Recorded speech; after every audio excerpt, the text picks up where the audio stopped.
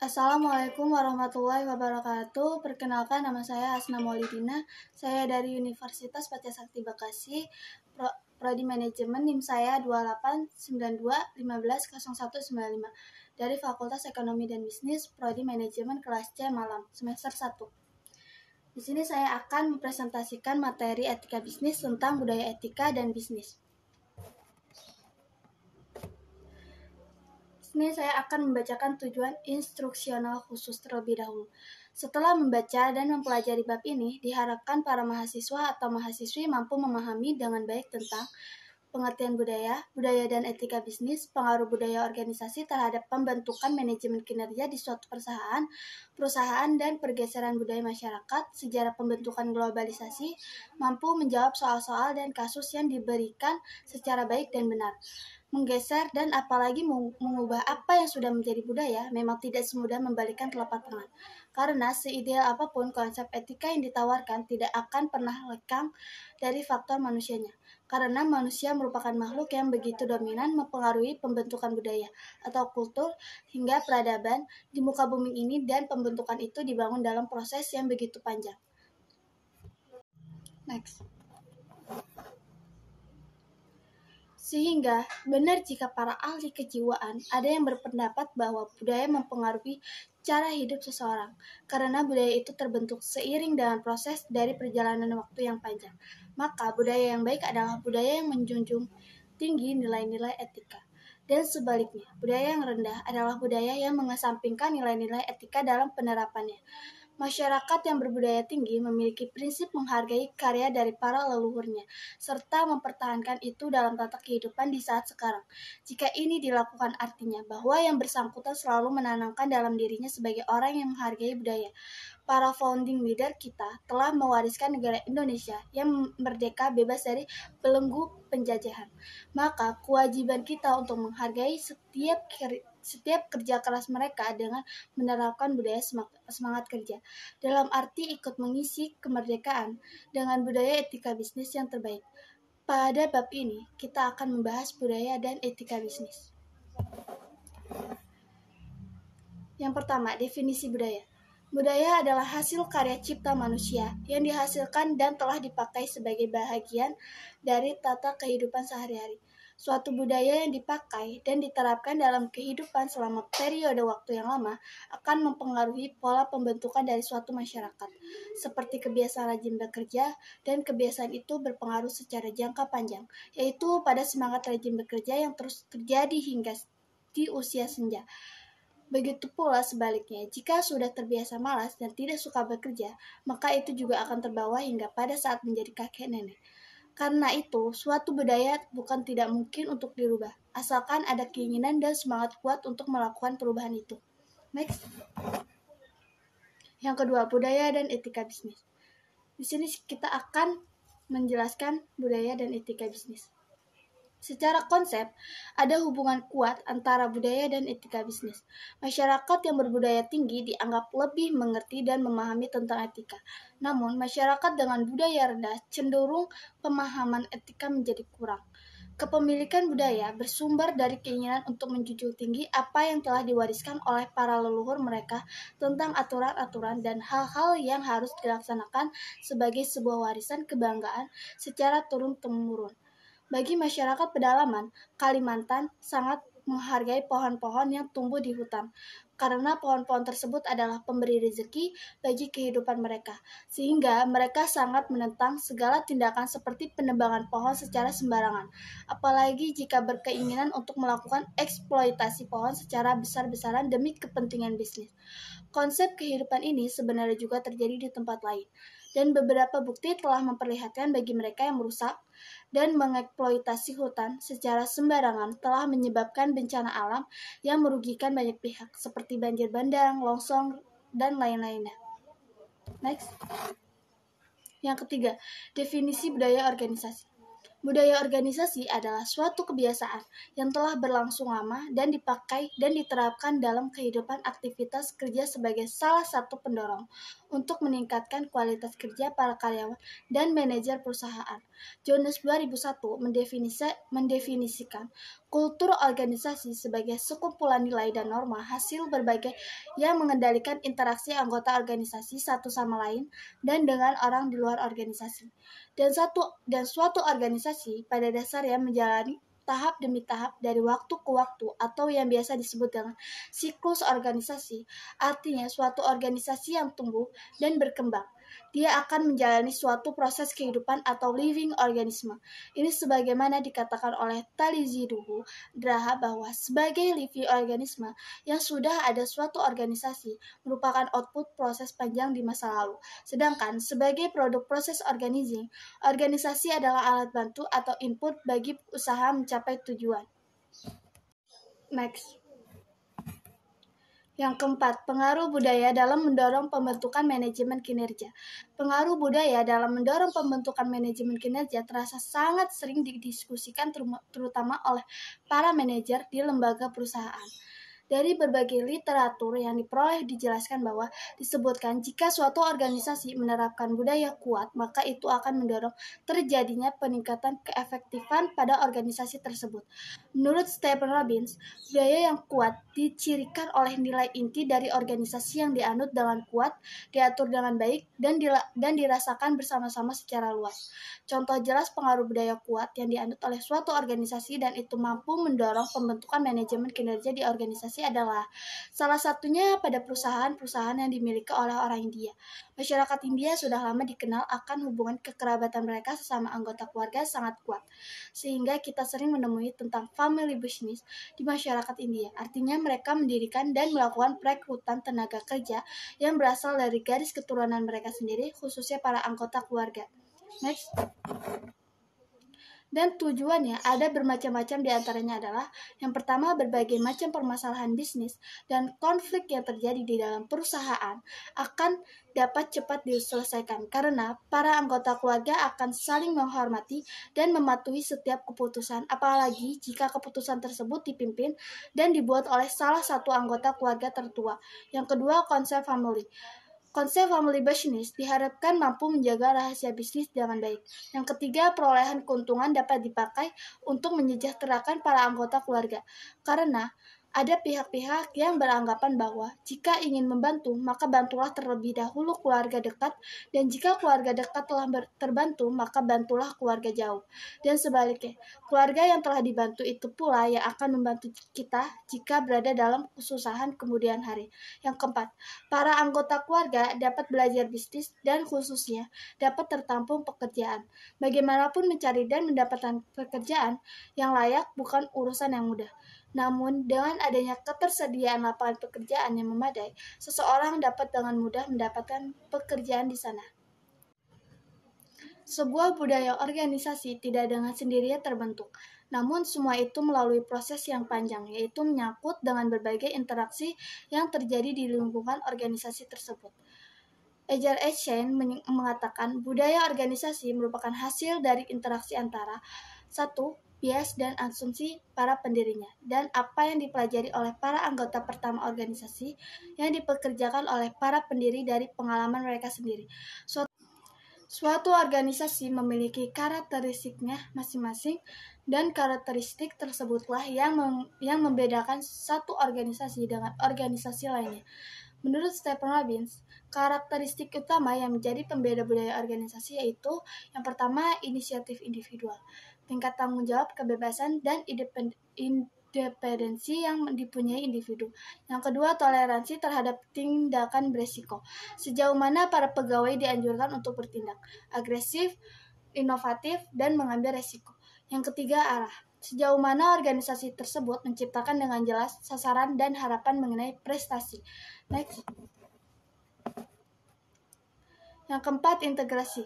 Tingkat sejauh mana unit-unit dalam organisasi didorong untuk bekerja dengan cara yang terkoordinasi. Yang kelima, dukungan dari manajemen. Tingkat sejauh mana para manajer memberi komunikasi yang jelas, bantuan serta dukungan terhadap bawahan mereka. Yang keenam, kontrol jumlah peraturan, dan pengawasan langsung yang digunakan untuk mengawasi dan mengendalikan perilaku pegawai. Yang ketujuh, identitas. Tingkat sejauh mana para anggota mengidentifikasikan dirinya secara keseluruhan dengan organisasinya, ketimbang dengan kelompok kerja tertentu atau dengan bidang keahlian profesional. Yang ke-8, sistem imbalan. Tingkat sejauh mana alokasi tambahan, misal kenaikan gaji, promosi, didasarkan atas kriteria potensi pegawai sebagai kebalikan dari senioritas, sikap pilih kasih, dan sebagainya. Dan yang ke-9, toleransi terhadap konflik. Tingkat sejauh mana para pegawai didorong untuk mengemukakan konflik dan kritik secara terbuka. Yang ke-10, pola-pola komunikasi. Tingkat sejauh mana komunikasi organisasi dibatasi oleh hierarki kewenangan yang formal.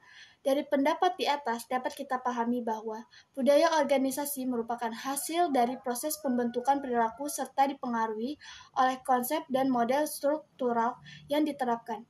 Para karyawan juga dipengaruhi oleh sikap para pimpinannya.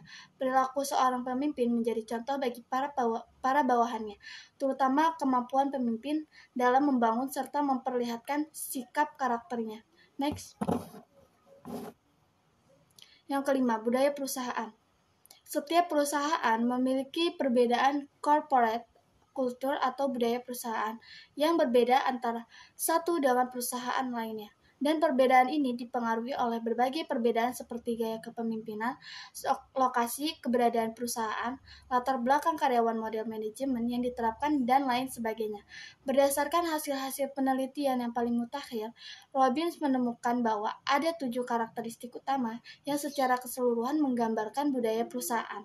Munanda 2001 267-268. Yang pertama, inovasi dan pengambilan risiko. Perusahaan yang memiliki budaya ini biasanya sangat mendukung pegawainya untuk senantiasa bereksperimen, mencari peluang baru, dan menemukan inovasi meskipun dapat menimbulkan risiko berhasil atau gagal. Yang kedua, perhatian terhadap detail. Menghargai hal-hal yang dapat diduga sebelumnya. Predictability, kecermatan, analisis, dan perhatian terhadap detail. Yang ketiga, orientasi ke hasil atau keluaran. Menekankan pentingnya hasil dan pencapaian tujuan organisasi daripada proses atau cara-cara yang dilakukan untuk mencapai hasil tersebut. Yang keempat, orientasi ke orang. Memperhatikan nilai-nilai kemanusiaan seperti toleransi, keadilan, dan penghargaan terhadap orang sebagai makhluk yang memiliki harga diri dan hak sosial. Next. Yang kelima, orientasi tim. Bekerja secara terorganisir dalam kelompok-kelompok kerja atau teamwork sangat dipentingkan dalam perusahaan yang memiliki budaya berorientasi tim. Yang keenam, keagresifan. Para pegawai dalam perusahaan yang memiliki ciri agresif ini umumnya didorong untuk berperilaku aktif dan memiliki semangat kompetensi baik dengan pegawai lain dalam perusahaan itu maupun dengan pegawai dalam perusahaan pesaing. Yang ketujuh, stabilitas. Perusahaan mendukung status quo di mana kegiatan-kegiatan perusahaan yang bersifat aman, terjamin, pasti, dan tidak menimbulkan goncangan-goncangan lebih dihargai dibandingkan dengan kegiatan-kegiatan yang dianggap berisiko. Yang keenam, perusahaan dan pergeseran budaya masyarakat. Pada saat ini harus diakui bahwa budaya lokal atau daerah perlahan-lahan mulai berubah dan bahkan ada bagian-bagian tertentu yang hilang. Dan selanjutnya diperkirakan jika suatu daerah tidak mampu mempertahankan budaya daerahnya, maka perlahan-lahan cara berpikir dan bersikap akan meninggalkan budaya daerahnya dan menerapkan konsep gaya budaya nasional. Ini terlihat secara perlahan-lahan masyarakat cenderung berpikir dan menerapkan budaya nasional dalam tata kehidupan serta format bisnis yang dibangunnya. Seperti beberapa menu makanan dan tata budaya lokal mulai terasa asing diterapkan, seperti modal keputusan ke daerah mulai ditinggalkan dan dipakai format keputusan budaya nasional. Padahal kearifan budaya daerah juga mampu menyelesaikan berbagai macam masalah. Next. Secara lebih dalam, pada konteks ini kita dapat memberikan penjelasan lebih dalam bahwa pergeseran itu dapat kita lihat terutama pada masyarakat perkotaan yang telah mengalami akulturasi dari berbagai budaya. karena masyarakat kota bersifat heterogen. Contohnya jelas terlihat pada acara-acara pesta perkawinan tertentu yang diadakan di perkotaan di mana para mempelai laki-laki dan perempuan kadangkala ditemui tidak lagi memakai pakaian adat daerah mereka, namun telah memakai pakaian yang bergaya berat seperti jas dan gaun. Seharusnya jika idealisme budaya daerah dipertahankan, maka tetaplah seluruh sesi acara penuh dengan nuansa dan kultur yang diwariskan oleh para leluhur. Ini juga terlihat dalam penyelesaian konflik dan proses pengembalian keputusan di masyarakat, yaitu dalam proses penyelesaian konflik tidak lagi mengedepankan konsep penyelesaian secara adat, mampu memberi pengaruh pada penguatan rasa persaudaraan. Pergeseran ini lebih jauh juga bisa kita lihat pada semangat gotong royong yang semakin lama semakin menurun. Padahal semangat gotong royong adalah warisan bangsa yang paling berharga yang diwariskan oleh para nenek moyang secara turun-temurun. Dan pada konsep gotong royong dan lain-lainnya mengandung berbagai muatan yang jauh ke depan, seperti salah satunya mempererat persatuan dan kesatuan bangsa. Next. Yang ketujuh, budaya global dan produk global. Budaya nasional sebenarnya adalah percampuran antara berbagai budaya lokal yang berada di negara tersebut. Dan dalam proses selanjutnya, budaya nasional akan mengalami penipisan perlahan-lahan karena digantikan oleh budaya lokal. Dalam artian, jika budaya nasional tersebut tidak mampu mempertahankan nilai-nilai, norma-norma, konsep-konsep, dan lainnya terhadap hantaman masuknya budaya global. Seorang pakar ilmu komunikasi massal, Marshall McLuhan, pernah menyatakan bahwa dunia ini semakin berkembang ke arah global village, ke arah sebuah saya, kampung dunia, karena dunia yang dulunya dirasa luas ini semakin dirasa sekecil kampung sebagai dampak kemajuan teknologi transportasi dan teknologi informasi. Dalam era globalisasi, sekarang ini berbagai jarak yang dahulunya terasa jauh, sekarang terasa sangat dekat. Setiap orang bisa berbicara dan bertatap muka dengan berbagai masyarakat dari berbagai belahan dunia lainnya. Salah satu faktor pendukung terwujudnya kondisi ini terjadi karena begitu berkembangnya perangkat teknologi yang tersedia, terutama dengan munculnya internet. Dipakainya internet sebagai salah satu sarana penghubung, menyebabkan dunia ini berada dalam kondisi boundless atau tanpa batas. Internet juga menjadi salah satu media yang mampu mempercepat berbagai proses pengambilan keputusan. Next. Saat ini kita melihat bagaimana produk-produk yang berasal dari budaya global dengan mudah masuk dan terjual di berbagai negara. Contohnya food and beverage seperti KFC, CFC, pizza, McDonald's, sushi, Hoka-Hoka Bento, dan lain sebagainya, dan berbagai jenis produk lainnya. Bahkan Schneider dan Barstocks mengakui bahwa dalam memasuki milenium baru, kita semua akan tampak serupa dan menunjukkan perilaku yang juga serupa dengan memakai jeans Levi's, baju Lacoste atau Crocodile, sepatu Adidas, arloji Swatch sambil menyaksikan CNN melalui siaran TV langsung. Pengaruh budaya luar juga semakin terlihat jika ada sebagian anak generasi sekarang yang tidak lagi patuh dengan nasihat orang tua atau tidak begitu menghargai orang tua seperti yang diajarkan oleh orang tua dahulu. Ini menunjukkan sopan santun yang kurang dan budaya malu yang semakin terkikis. Ini bisa jadi disebabkan oleh tingginya sikap kritis dalam mempertanyakan berbagai segi, atau masyarakat menyebut demokrasi yang kebablasan. Suatu hal yang secara tidak langsung harus kita sadari bahwa dengan menikmati produk global, maka lidah atau tubuh kita perlahan terbiasa menerapkan konsep global. Apalagi jika ditambah berbagai media baik film dan buku-buku di berbagai sekolah serta universitas banyak yang berasal dari luar negeri. Maka itu semua mulai memberi pengaruh pada format berpikir dan mengambil keputusan dengan pandangan-pandangan secara global. Lambat laun ini bisa menyebabkan budaya lokal dan nasional pun akan terkikis pelan-pelan. Next. Yang ke-8, perusahaan multinasional Amerika dan pengaruhnya pada budaya negara lain. Perkembangan bisnis perusahaan yang berasal dari Amerika Serikat begitu pesat pada era sekarang ini. Dan itu terlihat dari begitu banyaknya multinational corporations MNCs yang berasal dari negara Amerika berada di berbagai negara khususnya di negara berkembang. Karena itu ada beberapa permasalahan yang menjadi tantangan perusahaan Amerika tersebut, yaitu A. Bagaimana agar dominasi perusahaan Amerika tersebut dapat terus bertahan dan berkembang. B. Bagaimana prospek usaha perusahaan Amerika di kemudian hari dengan banyaknya persaingan dari perusahaan negara tuan rumah, yang mana saat ini perusahaan dari negara tuan rumah mulai bermunculan dan memiliki kekuatan daya tawar yang kuat di pasar domestik dan internasional. C. Bagaimana mempertahankan produk Amerika tetap disukai di pasar internasional. Next. Permasalahan ini harus dicarikan solusi strateginya. Karena bagaimanapun perusahaan Amerika tersebut selalu berusaha untuk mempertahankan dominasi penjualannya di pentas internasional. Salah satu strategi yang harus dilakukan adalah dengan memahami budaya manajemen kerja yang berlaku di berbagai negara di dunia ini. Artinya, perusahaan Amerika yang membuka kantor cabang dan pabrik di berbagai negara harus melihat bagaimana karakteristik budaya yang mereka terapkan dalam tatanan kinerja mereka. Seperti di negara yang mayoritas beragama Muslim, mereka terbiasa dengan mengamalkan ajaran Islam dalam kehidupan mereka sehari-hari, seperti adanya waktu yang dipakai untuk beribadah sholat, berpuasa di bulan Ramadan, berhari raya Idul Fitri dan Idul Adha, Maulid Nabi Muhammad, dan perayaan lain-lainnya. Kondisi ini mengharuskan beberapa perusahaan Amerika yang berada di negara mayoritas penduduk yang Muslim harus menerapkan dan menerima konsep Islam dalam penerapan manajemen kinerja mereka, yaitu dengan menyediakan waktu dan biaya untuk keperluan tersebut. Para karyawan diberi kesempatan untuk menjalankan ibadah sholat dan berpuasa di bulan Ramadan. Dan mereka penganut agama lainnya dianjurkan untuk saling menghargai dan menghormati perbedaan dari masing-masing penganut agama.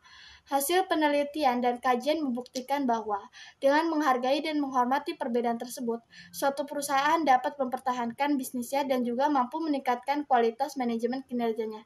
Dan begitu pula sebaliknya, jika perusahaan tersebut tidak menghargai dan menghormati, maka kualitas manajemen kinerja akan terjadi penurunan. Next. Yang kesembilan, sejarah globalisasi sebagai awal pembentukan budaya global. Jika kita menarik catatan sejarah masa lalu, maka globalisasi pada dasarnya sudah dimulai sejak beratus tahun yang lalu. Kisah petualangan seorang lelaki yang ingin melakukan penjelajahan dunia telah mengantarkan Christopher Columbus yang bernama asli Cristobal Colon untuk melakukan ekspedisi ke India pada tanggal 3 Agustus 1493 dengan bendera Santa Maria, di mana ia berangkat dari Pelabuhan Polos, Spanyol dan kembali tanggal 15 Maret tahun berikutnya. Atau dapat juga kita kaji tentang kisah perjalanan Vasco da Gama pada tanggal 8 Juli 1497 dan kembali lagi di bulan September 1499 di Lisabon, Portugal. Perjalanan mereka berdua ini boleh jadi sebagai babak awal pencatatan sejarah tentang dimulainya globalisasi dunia. Next. Lahirnya istilah globalisasi sebenarnya merupakan bentuk penyempurnaan dari perdagangan yang berlangsung tanpa ada batas lagi ini. Atau lebih dalam adalah bentuk pencarian dari rasa ego manusia untuk menikmati kehidupan duniawi ini dengan lebih lebar. Jika konsep globalisasi dihubungkan dengan investasi, maka ini jelas sangat berdekatan.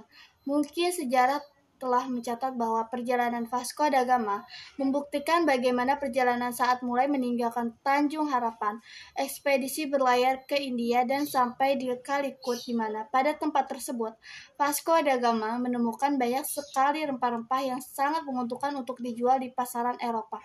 Yang selanjutnya dimulaikan pengangkutan rempah-rempah tersebut melalui perubahan Alexandria menuju Venesia.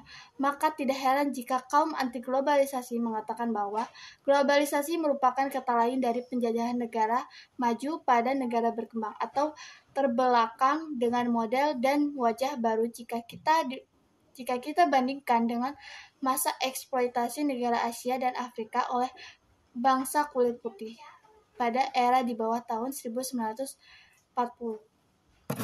Next. Yang pertama, definisi lingkungan. Lingkungan adalah segala yang berada di luar organisasi dan selama ini dianggap memberi pengaruh pada mereka yang terlibat di sekitar lingkungan tersebut. Secara umum, lingkungan ada dua, yaitu lingkungan internal dan lingkungan eksternal. Kedua, bentuk lingkungan tersebut bersifat saling terkait satu sama lainnya. Lingkungan eksternal bisa mempengaruhi lingkungan internal, dan lingkungan internal berusaha menyerap serta memfilter setiap informasi yang masuk dari lingkungan eksternal. Yang kedua, etika bisnis dan lingkungan. Perusahaan lingkungan saat ini dirasa sangat tinggi, dan dunia industri telah ikut serta menyumbang terjadinya perusahaan lingkungan tersebut. Para pebisnis memiliki egoisme tinggi untuk mengejar keuntungan, karena dengan perolehan keuntungan yang didapat, ia mampu mengalokasikan itu semua sebagai cadangan serta dapat dipakai sebagai dana investasi pengembangan bisnis. Di sisi lain, perusahaan dihadapkan dengan kondisi realita, yaitu harus bertanggung jawab terhadap lingkungan. Kategori bisnis ini yang dibangun memiliki pengaruh kecil, sedang, dan besar pada dampak perusahaan lingkungan. Pabrik tekstil, pabrik kimia dengan buangan limbah pabrik telah mencemari lingkungan dalam bentuk air tanah atau air sungai. Perusahaan telekomunikasi dengan pancaran radiasi sinyal yang dihasilkan mampu menyebabkan efek pada kesehatan. Next. Ditambah dengan timbulnya persoalan baru yang ingin membangun bisnis dengan konsep efisiensi dan efektivitas yang tinggi. Sementara jika perusahaan harus bersikap ramah lingkungan, ini menyebabkan perusahaan harus mengalokasikan sejumlah dana untuk pengembangan bisnis yang berbasis ramah lingkungan. Persoalan lingkungan pada saat ini sama pentingnya dengan persoalan HAM, hak asasi manusia. Penghancuran lingkungan artinya mampu merusak hak lingkungan sebagai bagian pranata pendukung kehidupan manusia. Dengan begitu, hukuman bagi perusakan lingkungan harusnya sama berat dengan hukuman terhadap pelanggar HAM. Hukum harus mampu ditegakkan. Dengan penegakan hukum yang kuat, serta sungguh-sungguh bisnis akan berjalan dengan berdasarkan konsep yang beretika.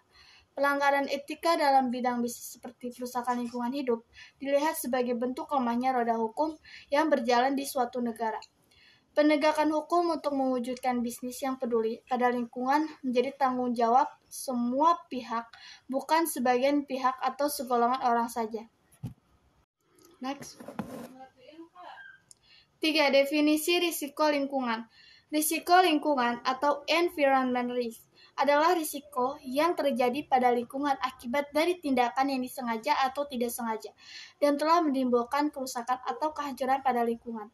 Dampak penghancuran lingkungan yang dilakukan disengaja terjadi akibat ekspansi suatu perusahaan. Ekspansi tersebut dapat terjadi dalam berbagai bentuk seperti penambahan produk, penciptaan produk baru, eksplorasi tambang, dan lain sebagainya, di mana semua itu telah menimbulkan kerugian pada lingkungan. Kerugian tersebut dapat diukur dalam bentuk finansial atau non-finansial. Penghancuran pada lingkungan yang dilakukan tanpa disengaja bersifat di luar dari perkiraan yang diperkirakan, seperti timbulnya perusakan moral masyarakat setempat, pelanggaran budaya masyarakat, pembentukan budaya baru yang menghilangkan atau telah menipiskan peran tradisi yang berlaku selama ini, dan lain sebagainya. Contohnya pada saat berdiri dan beroperasi perusahaan multinasional di suatu daerah, dan tata kehidupan yang berlaku di perusahaan multinasional tersebut telah memberi contoh secara tidak langsung kepada masyarakat sekitar, seperti acara menyambut tahun baru yang dilakukan dengan pesta pora dan berbagai seremoni lainnya, yang selama ini tradisi seperti itu tidak diterapkan di suatu masyarakat. Maka kemudian ada sebagai generasi muda sekitar perusahaan yang mencontoh dan menerapkan dalam tata pergaulan masyarakat di kampungnya, sehingga ini bisa menimbulkan dampak pergeseran budaya masyarakat. Next. Yang keempat, pengaruh risiko lingkungan terhadap perusahaan. Bagi suatu perusahaan yang telah menimbulkan perusakan lingkungan, maka ada bentuk risiko yang harus yang harus ditanggung sebagai akibat dari terjadinya environment risk tersebut, yaitu A. Pihak manajemen perusahaan akan menghadapi sanksi hukum karena telah melakukan perusakan lingkungan sekitar. Dengan begitu, pihak manajemen perusahaan harus membayar biaya pengacara dan menyiapkan bahan-bahan pendukung selama proses hukum tersebut berlangsung, termasuk berbagai aktivitas bisnis yang berhubungan dengan kasus tersebut akan mengalami kendala pengerjaan. Yang B, pihak manajemen perusahaan harus menghadapi tekanan dari para NGO, non-government organization, baik yang berasal dari dalam maupun internasional. Tekanan yang dihadapi sejauh pelanggaran yang telah menimbulkan dampak terbentuknya risiko lingkungan tersebut. Selanjutnya yang C, para mitra bisnis yang selama ini begitu dekat dengan mendukung perusahaan akan mengambil tindakan prudent atau hati-hati, terutama mengantisipasi jangan sampai perusahaannya juga ikut terlibat dalam risiko lingkungan yang telah ditimbulkan perusahaan tersebut. D, pihak manajemen perusahaan harus siap menghadapi sikap protes dari masyarakat sekitar yang selama ini telah dirugikan akibat beroperasinya perusahaan. Next. Yang kelima, industri dan perusahaan lingkungan. Persoalan perusahaan lingkungan yang dilakukan oleh sebagian perusahaan pada era sekarang ini telah dipandang sebagai persoalan serius dan tidak bisa dilihat sebelah mata. Sebuah perusahaan dengan berbagai aktivitas ruang lingkup bisnisnya telah membawa dampak positif dan negatif pada lingkungan. Pada dampak positif, mampu memberi pengaruh bagi usaha mendorong penciptaan kebutuhan-kebutuhan yang selama ini belum terpenuhi untuk selanjutnya terpenuhi, dan pihak perusahaan memperoleh profit sebagai bentuk imbal dari penjualan produknya. Dampak negatif terjadi pada akibat-akibat yang terjadi selama proses atau usaha meraih keuntungan tersebut dilakukan, seperti pencemaran lingkungan akibat buangan limbah dan polusi yang telah ditimbulkan. Di sini, suatu bisnis, khususnya industri, memegang peranan besar dalam ikut memberikan dampak tersebut. Ada beberapa jenis sektor industri yang dianggap dominan dalam memberikan pengaruh pada perusahaan lingkungan. Antara lain adalah A. Sektor pertambangan atau mining, B. Sektor pabrik, C. Sektor minyak dan gas, D. Sektor perhotelan dan real estate. Next. Keempat sektor ini dianggap memiliki dominasi tinggi dalam mendukung timbulnya pengaruh pada perusahaan lingkungan. Sektor tambang dalam eksplorasi pertambangan telah membawa berbagai dampak kerugian, seperti perusakan hutan di kawasan yang dianggap ditemukan bahan tambang. Dalam kasus perusahaan tambang batu bara telah menyebabkan terdapatnya lubang-lubang besar yang ditinggal karena batu baranya diambil. Pengobaran minyak lepas pantai. Dalam kasus kebocoran pipa atau meledaknya kapal pengangkut telah menyebabkan pencemaran laut dan membuat berbagai habitat di laut menjadi mati. Dalam persoalan migas, ada catatan yang harus dilihat, bahwa harus diakui jika saat ini ekspor migas menjadi salah satu primadona perolehan devisa negara. Dan semua itu mulai dirasakan pada tahun 1973. Ini sebagaimana dikemukakan oleh Bakrawi Sanusi besar.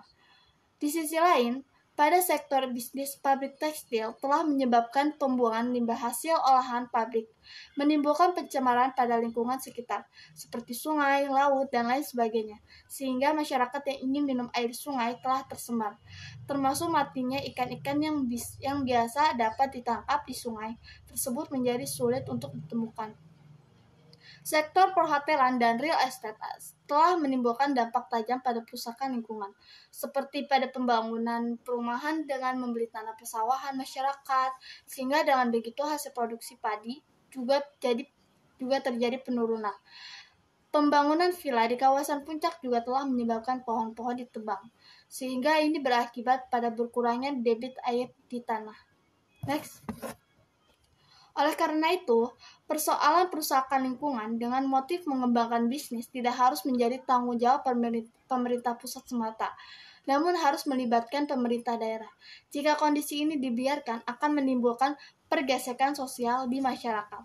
Seperti kecemburuan sosial, kasus kecemburuan sosial itu pernah terjadi di beberapa tempat di Indonesia. Karena masyarakat lokal menganggap pemerintah lebih mementingkan ekonomi investor dan juga pendapatan pajak tanpa memikirkan dampak lingkungan yang bisa terjadi dari dampak kemajuan investasi saat ini.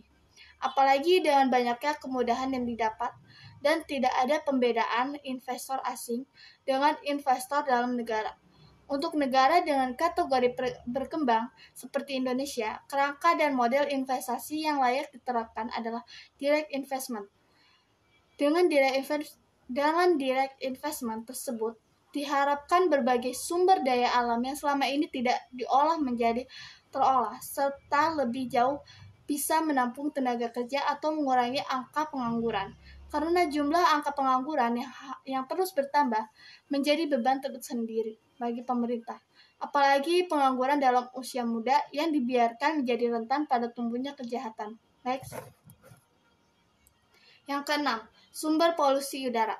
Produksi energi, pengangkutan, konversi, serta rumah tangga, industri, dan penggunaan kendaraan bermotor merupakan penyumbang antropogenik utama pada polusi udara.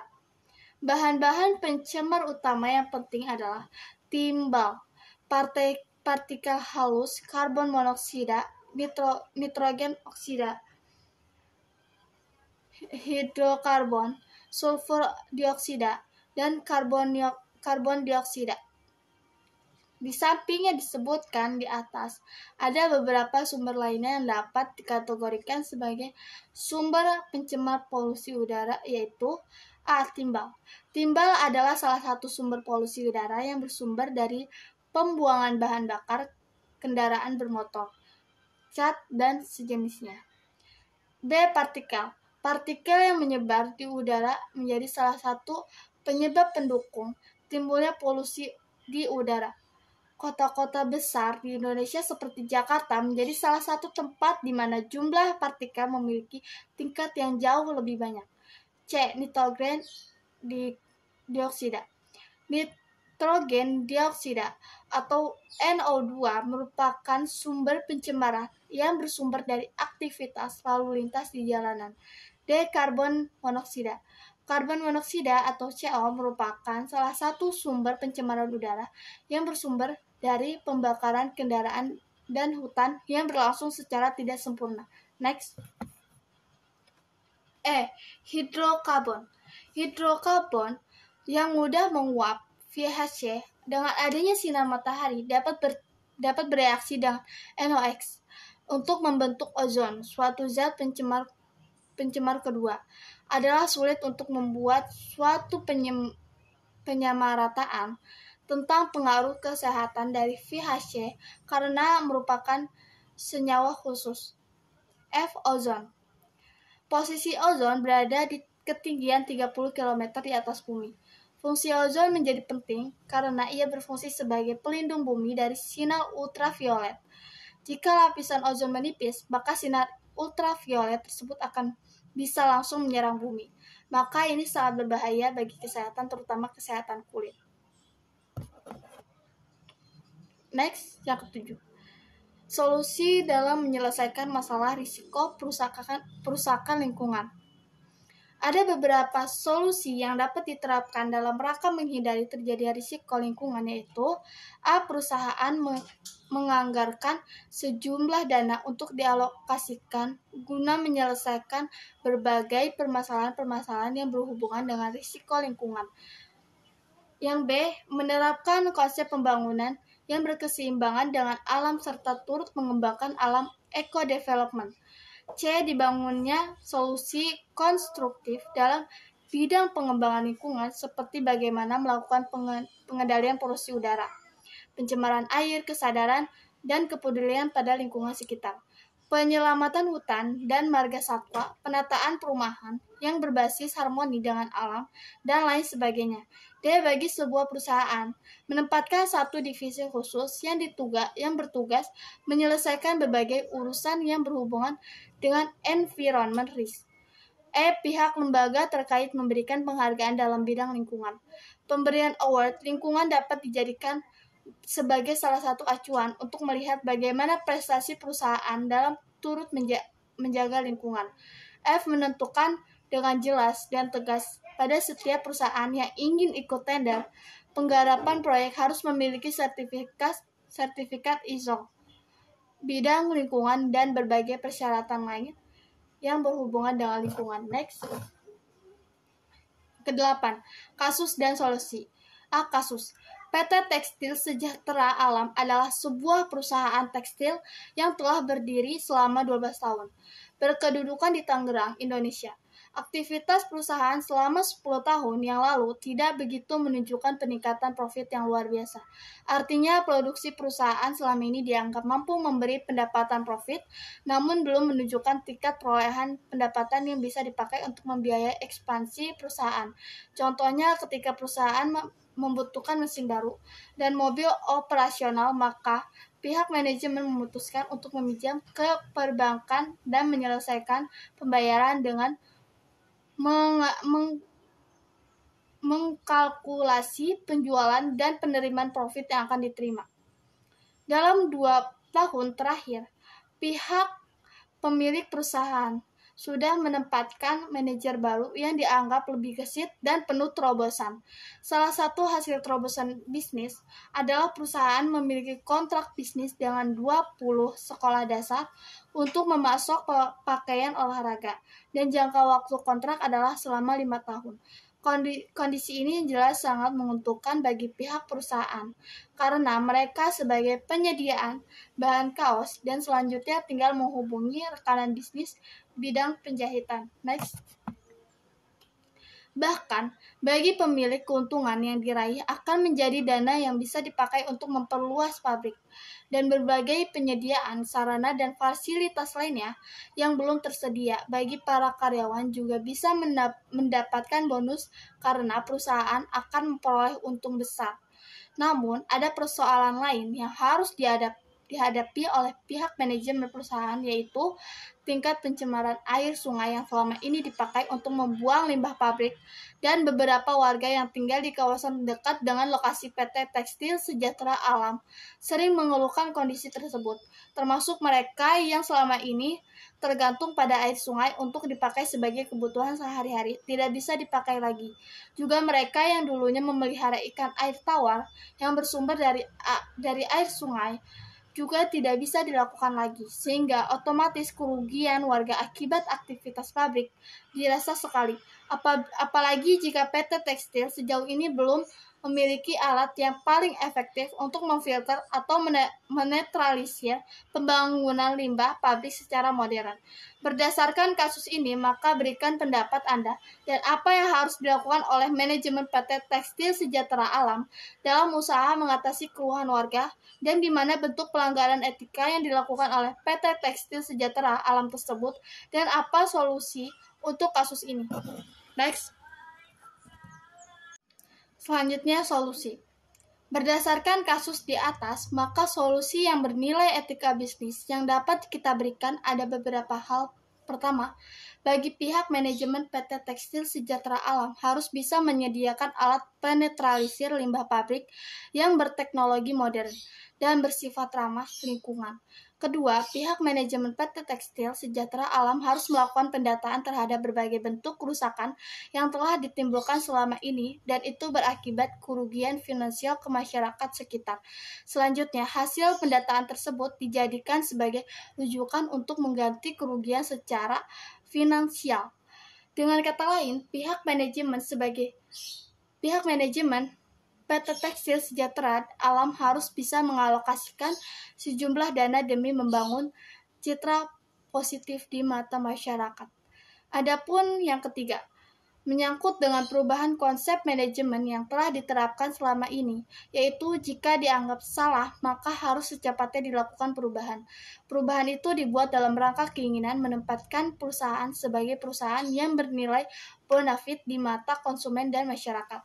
Adapun bentuk pelanggaran etika yang dilakukan oleh perusahaan itu adalah sudah jelas, yaitu perusahaan dalam melaksanakan operasi pabrik tidak mengindahkan nilai-nilai etika bisnis, yaitu menyebabkan terjadinya pencemaran sungai atau perusakan lingkungan, dan lebih jauh telah menimbulkan kerugian bagi pihak lain. Adapun bentuk solusi yang harus dilakukan oleh perusahaan, sebaiknya tempat pengolahan limbah pabrik harus dibuat dan perusahaan harus menyediakan anggaran khusus untuk penanganan persoalan limbah pabrik, baik untuk yang bersifat jangka pendek maupun jangka panjang. Sekian materi dari saya. Mohon maaf apabila ada kesalahan kata. Wabillahi taufiq wal hidayah. Wassalamualaikum warahmatullahi wabarakatuh.